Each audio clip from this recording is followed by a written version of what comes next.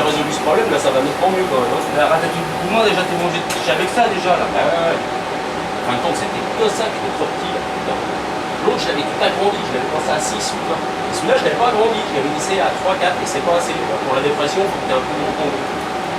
Ah, toi tu l'as pas pris, t'aurais pu le prendre directement dessus, non? Tu pouvais pas ça te prendre directement dessus? J'aurais pu le prendre où je voulais, ouais. C'est pareil, moi j'ai dans ma tête, j'avais mis ça. Voilà, je sais pas pourquoi j'ai fait ça. Hein. C'est vrai que j'aurais pu me simplifier la vie. Hein.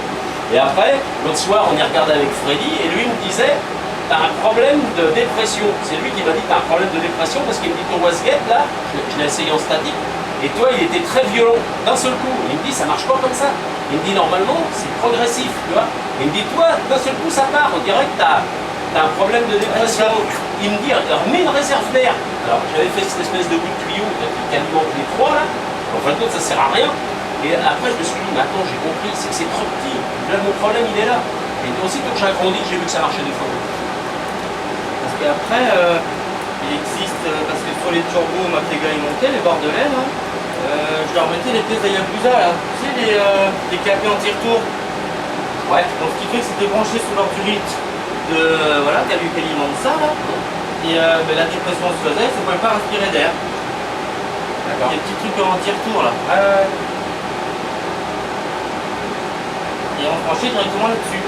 Et là, si je veux m'amuser à monter la pression de turbo, là, il suffit que sur cette purite là, je laisse ça comme ça, et sur celle-là, là, je peux mettre un robinet, là, demi-fond, là, tu sais, qui diminue la pression, ça va m'augmenter la pression de turbo. Après, là, après c'est jouer avec le feu, là.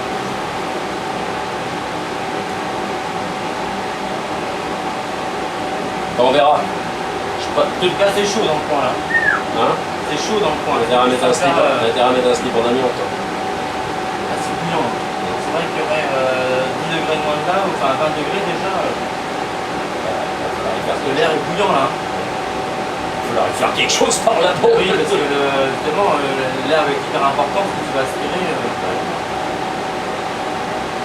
Voilà, je mets un ventilo. Et, voilà, je mets un ventilo au cul. Je peux mettre un ventilo dessus là.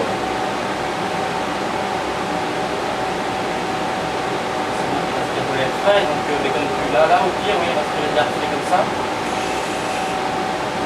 Chercher l'air là. Eh non, l'air, moi l'idée c'était que l'air rentre là, puis ça l'évacue. Là, de toute façon, je sais que quand ça va rouler, là ça va évacuer. De toute façon, ça doit s'asseoir déjà, on est chaud pour ça. Donc, quand ça va rouler, ça va évacuer l'air. Donc normalement, ça devrait faire une circulation.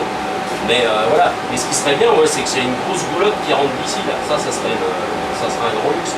Et je vais y réfléchir. Dans la semaine, c'est pas dit que j'y fasse pas une grosse prise d'air. Moi, je peux y envoyer ça là-bas pour voir. Non. Non, mais pour voir sans descendre 5 degrés ou 10 degrés, voir de combien on monte là-haut. Si je fais ça. Ah ouais, là-bas. Avec le deuxième, oui. En fin de compte, elle chauffe pas ta moto, je me sers que d'un là. Je me sers que d'un. Ouais. Donc elle chauffe pas là. Elle reste toujours en bas. Mais remarque, si tu l'orientes vers là déjà, justement, direct. Après, tu vas me dire si tu sens de l'air froid là-bas, de l'air basculer. Bah, déjà, on va voir s'il y a de l'air qui sort. Putain, tu con, t'as serré ça.